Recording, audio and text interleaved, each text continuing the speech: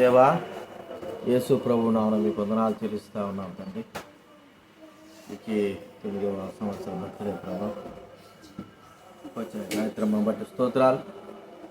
కుటుంబంలో వారికి ఇచ్చిన ప్రభా కుమారుడు పెద్ద కుమారుడు బట్టి స్తోత్రాలు చెల్లిస్తాం. కొంత దేవుని వాక్యం ద్వారా కొన్ని మాటలు మాతో మాట్లాడండి. మీ స్వరం పెంపొచ్చేయండి. కృతజ్ఞులమై వందనాలు చెల్లిస్తూ యేసు నామమున ప్రార్థించడి వేడుచున్నాం తండ్రి. దేవుని వాక్యంలో ఉంటే ఒక్క మాట చదువుతున్నాము.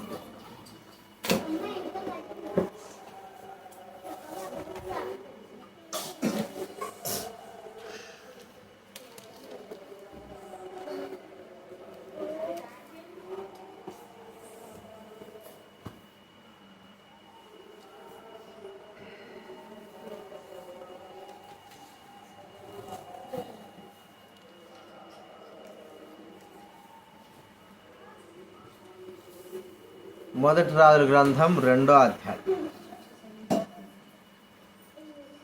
రాజులు రాసినటువంటి మొదటి గ్రంథము 2వ అధ్యాయము 4వ వచనం. 4వ వచనం అందరం చదువుకుందాం. మొదటి రాజుల గ్రంథం 2వ అధ్యాయం 4వ వచనం అందరం చదువుకుందాం. అప్పుడు నీ పిల్లలు తమ ప్రవర్తన విషయంలో జాగ్రత్తగా నుండి నా ఎదుట తమ పూర్ణ హృదయముతోనూ పూర్ణ మనసుతోనూ సత్యమును అనుసరించి నడుచుకుని ఎడల ఇశ్రాయేలు రాజ్య సింహాసనం మీద ఆసీనుడొకటకు ఒకడు నీకుండక మారడని యెహోవా నన్ను గూర్చి ప్రమాణం చేసిన మాటను స్థిరపరచును. ఇక్కడ దావీదుతో దేవుడు చెప్పాడు, నీ బిడ్డలైన వారు మరి మంచి ప్రవర్తన కలిగి జాగ్రత్తగా ఉండి పూర్ణ హృదయముతో దేవుని ఎదుట పూర్ణ హృదయంతో పూర్ణ మనసుతో సత్యముతో ఆయన అనుసరిస్తే మరి ఆ సింహాసనాన్ని దీన్ని ఆశించి దీవిస్తానని మరి ప్రభువు దావీదు మహారాజుకు సెలవిచ్చాడు. చూడండి, ఇంకొక మాట కూడా మనం చూస్తే 2వ దినవృత్తాంతాల గ్రంథం 6వ అధ్యాయం 16వ వచనం. 2వ దినవృత్తాంతాల గ్రంథం 6వ అధ్యాయం 16వ వచనం నేను చదువుతాను. నీవు నా ముందర నడిచినట్లుగా నీ కుమారులను తమ ప్రవర్తన కాపాడుకొని నా ధర్మశాస్త్రం చొప్పున నడిచినడలా ఇశ్రాయేలు సింహాసనం కూర్చుండువాడు నా ఎదుట నీకుండకపోవడం నీవు నీ సేవకుడైన దావీదును నా తండ్రితో సెలవిచ్చిన మాట ఇశ్రాయేలు దేవా యెహోవా దయచేసి నెరవేర్చుము.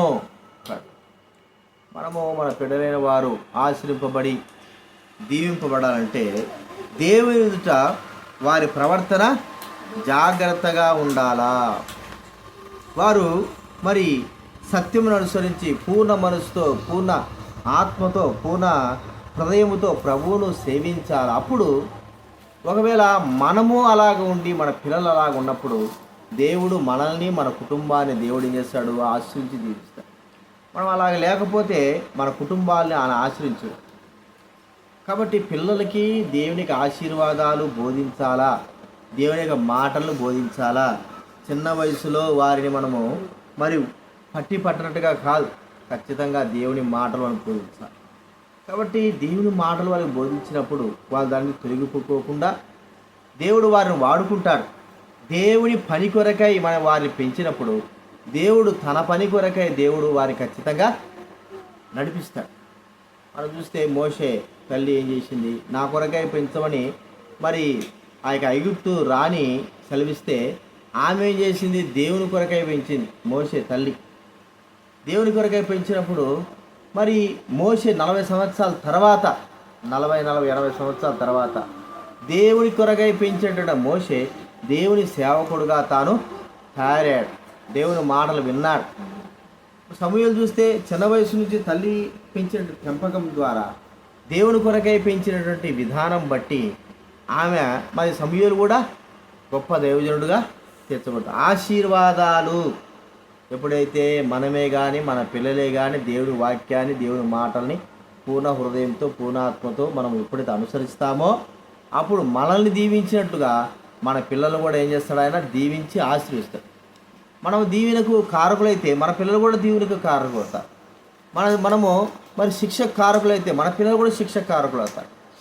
కాబట్టి మనం దీవెనకు కారకులంగా కావాలి. ఆ బాటలో మన పిల్లలైన వారిని నడిపించాలా ప్రభు కోరుకునేది. కాబట్టి మనము మన పిల్లలు ఆశీర్వింపబడాలి అంటే చేయవలసిన కార్యం ఏమిటి? వారిని మనము దేవుని యొక్క సన్నిధిలో, దేవుని మార్గాల్లో వారి హృదయము, వారి మనస్సును అనుసరించేటట్లుగా వారిని పెంచి పెద్ద చేయవలసిన వారంగా ఉంటున్నాం. అది మన బాధ్యత. అంటే దేవుని కొరకే పెంచడం మన బాధ్యతే, లోకం కొరకే వాళ్ళు విడిచిపెట్టడం కూడా మనదే. కానీ దేనికి దేవుడు ప్రతిఫలం ఇస్తాడు? లోకం కొరకై పెంచితే వారి ద్వారా మనకు దుఃఖము, బాధ, దేవుని ద్వారా కూడా దుఃఖం, బాధ కలుగుతుంది. అదే వారిని దేవుని కొరకై పెంచితే వారి ద్వారా సంతోషము, దేవుని ద్వారా కూడా మనకు సంతోషము కలుగుతుంది అని మనం గుర్తుంచుకోవాలి. కాబట్టి మన బిడ్డలు మనకి ఇచ్చినాడు. ఎందుకు ఇచ్చినాడు? లోకంలో నింద లేకుంటే చాలు అన్నట్టుగా ఇచ్చినా అంటారా?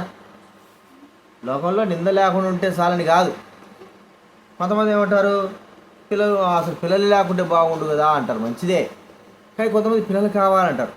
కానీ ఎందుకు దేవుడు ఇస్తాడు?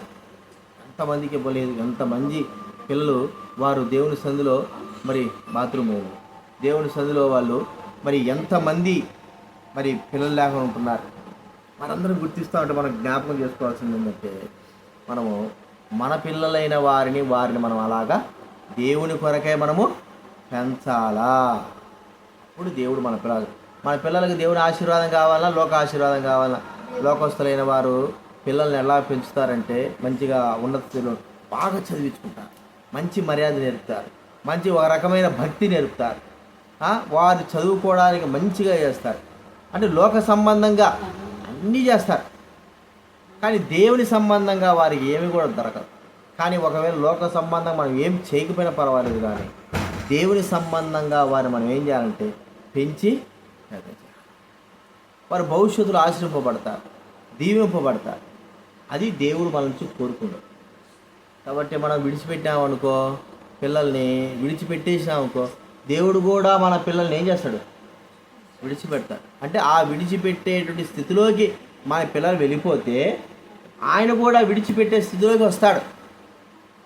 మనం వారిని పట్టించుకొని శ్రద్ధ కలిగి వారికి ప్రార్థన చేసి వారి లాగా వారి దైవభక్తులు పెంచితే వారిని దేవుడు ఆశ్రయించి దీవిస్తాడు, వారిని నడిపిస్తాడు. కాబట్టి దేవుని వాక్యం మనకి ఏమిస్తుంది? మనకు పుట్టిన వారిని ఆశిస్తా అన్నాడు, వారిని దీవిస్తా అన్నాడు. దీవిస్తా అంటే ఊరికి దీవెనలు రావు. అర్థమైందా? ఇప్పుడు పిల్లలు మనం అంటాం బాగా చదువుకుంటే రేపొద్దున పని చేయాల్సిన అవసరం లేదు, కష్టపడాల్సిన అవసరం లేదు. కష్టం అనేది అది వేరు. కష్టపడవచ్చు, కష్టపడకపోతే ఎవరికి అన్నం రాదు. అది ప్రాముఖ్యం కాదు. కష్టపడము అనేది ప్రాముఖ్యం కాదు. అంటే వారు ప్రభు కొరకై జీవించేటట్టు వారు పెంచడము, అది మనం గుర్తించుకోవాలి. ఏది ప్రాముఖ్యమో దానికి. అలాగని చదువు లేకుండా ఉండడం కాదు. చదువే, దేవుడి పని రెండు. ఖచ్చితంగా దేవుడు చదువుకు వారి భవిష్యత్తు ఆశిస్తాడు. తర్వాత వారిని కూడా, వారి జీవితాన్ని, వారి భవిష్యత్తును కూడా దేవుడు దీవించి ఆశీర్వదిస్తాడు. అది మనకు దేవుడు మన నుంచి కోరుకునేది. కాబట్టి అలాగ ఉండడానికి దేవుడు మనకు, మన కుటుంబానికి, మన పిల్లలైన వారికి దేవుడు సహాయం చేయనట్లు ప్రార్థన చేసుకుందాం. ఫ్యాన్ ఆఫ్ చేయమని.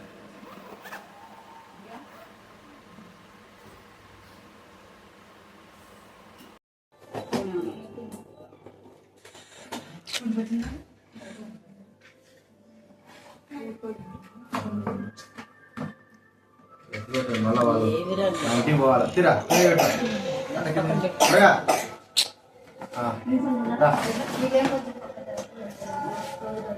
ప్రేమగల తండ్రి, ప్రేమగల తండ్రి, పరిశుద్ధుడైన మా దేవ, మీకు కృతజ్ఞతాస్తులు చెల్లిస్తూ ఉంటున్నాం. పరమ తండ్రి, మరి ఈరోజు భద్రత ఆశ్రయించండి. బిడ్డలు మీదే మనుషులు బిడ్డలు వచ్చిన కార్యములు దూరంగా ఉండడం తల్లిదండ్రులు కూడా పెంచి పెద్దదైనా అయ్యో అనుకుంటున్నాం. వారి గురించి గర్వంగా కలిగే జీవించటకు అనుగ్రహించవలసిన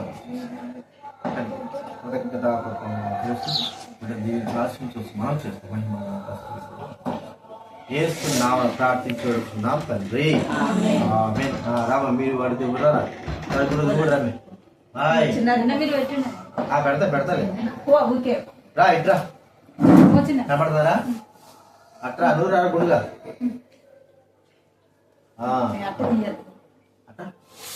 అలా తీసుకోపోతాను. ఇప్పుడు కేక్ మనకేం కాదు కొద్దిగా పట్టు పట్టు పట్టు అటు చూడు అటు చూస్తా చూడు.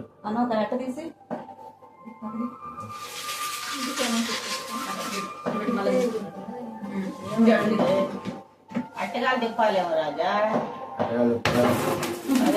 అట్లా హ్యాపీ బర్త్డే టు చూడి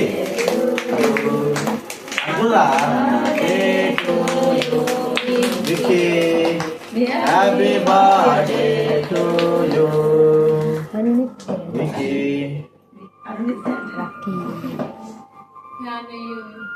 ఇప్పుడు ఫ్యాన్ అండి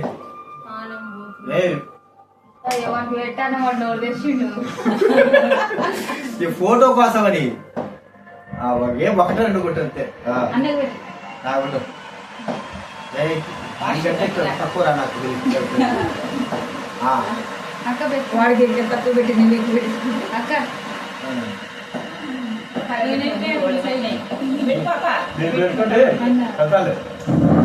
తెలుసా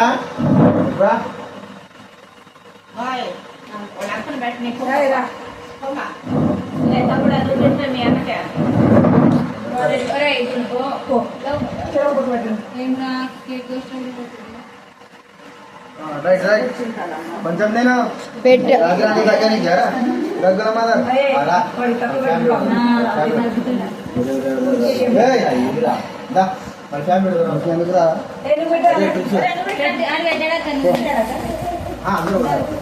విలియం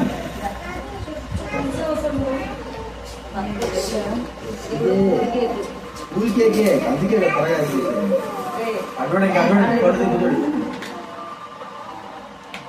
నాగురా నాగురే హలో గిట్రా గిట్రా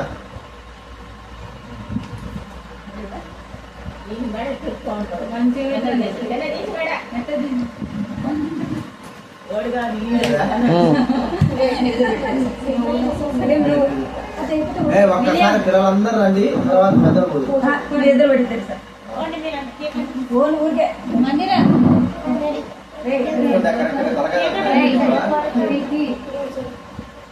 వస్తుందా వీడియోలా ఏం చూస్తున్నావు?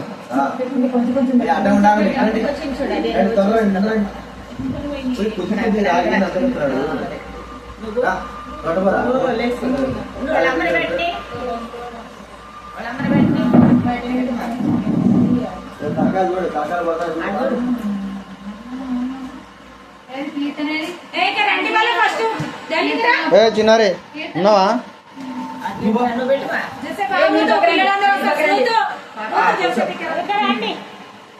నాగురా రే చిన్న ఇక్కడ చూడరా కేకులు తినడే ఉన్నది చింత.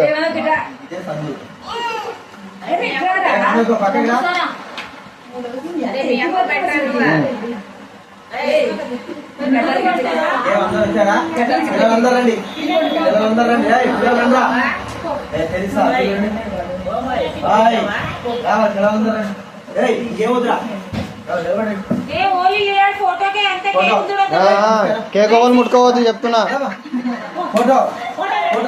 గౌరీ చిన్నారే దిగా అవే రాదుకోపో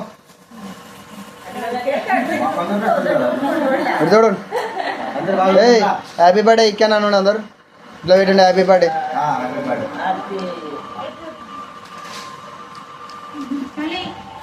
రైట్ లక్ష్మక్క పెట్టు పెట్టు పెట్టు చిన్నారే పక్క కూర్చోండి పక్కకి రండి పక్కకి రావాలి. కూర్చో కూర్చో కూర్చో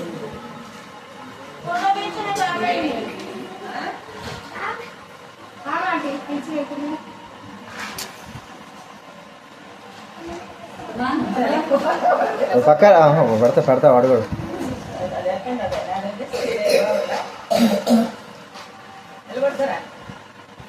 నువ్వు పక్క రామాయట పక్క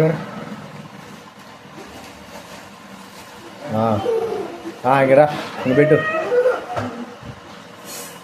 కొద్దిగా ఊరిగా కొద్దిగా లైట్ అంత చూస్తున్నా పడు పక్కరా ఇప్పుడు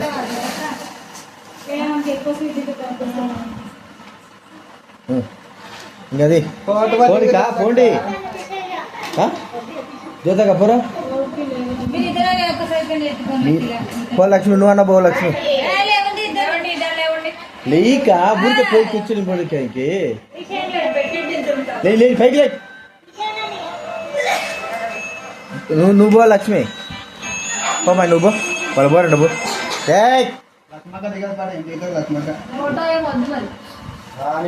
కానీ అలా త్వరగా ఫోటో తీస్తా అంటున్నా నేను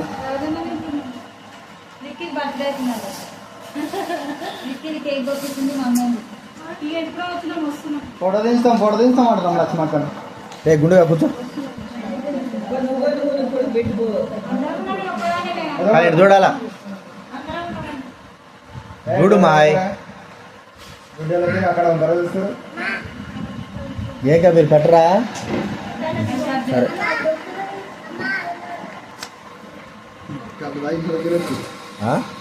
ఆ ఫోటోలు పంపు నీకు బాగుంటుంది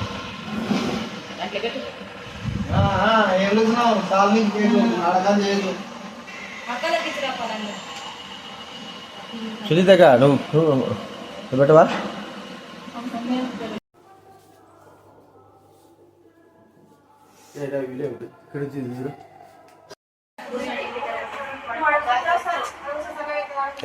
తొలదోసారిగా ఖచ్చితంగా తొలదోస్తారు చూడు పిల్లలు జాగ్రత్త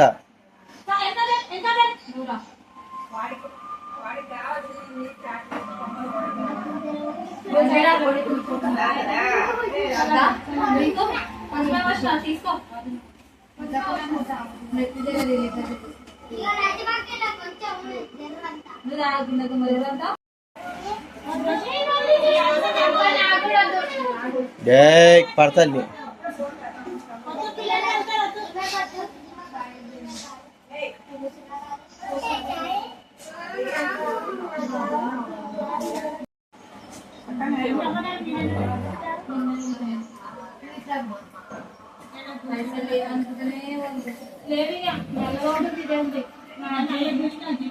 అన్నదమ్ములు పక్కన నిలబడరా పక్కన నిలబడు అన్నగా నిలబడు పక్కన నిలబడు నోట్లో తేది చూడు నువ్వు నిలబడి మాయ్ నువ్వు నిలబడరా ఇద్దరు నిలబడు నోట్లో పెట్టాకు చూపెట్టు చూడు